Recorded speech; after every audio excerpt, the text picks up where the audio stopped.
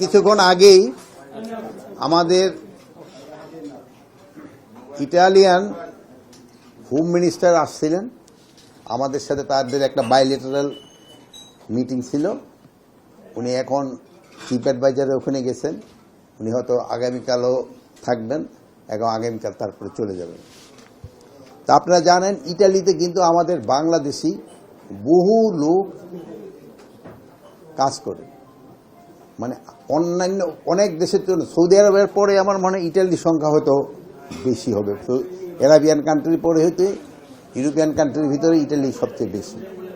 এখানে এই আমরা আজকে আলাপ করেছি আমাদের ভিতরে একটা কোঅপারেশন, আমাদের একটা এইটা কিভাবে আরো বৃদ্ধি করা যায় এই ব্যাপারে আমাদের আলাপ হয়েছে। এবং আমাদের যারা ওখানে কাজ করতেছে তারা যেন প্রপার ভিসা নিয়ে এবং প্রপার চ্যানেলে যায়, এই জন্য তারা বলছেন।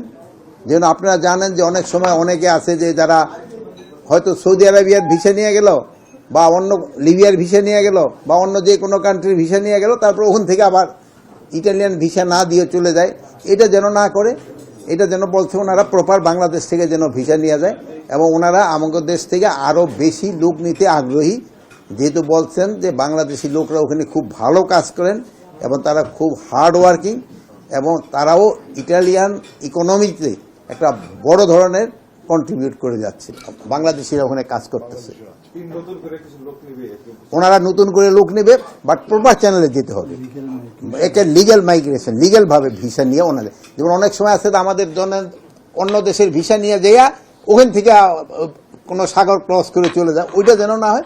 বলছে আপনারা লিগ্যাল সিস্টেমে যাওয়ার জন্য ওনারা আমাদের অনুরোধ করছেন। বৈধ ব্যাপারে উনি খুব একটা প্রশ্ন আমাদের উঠায় নাই।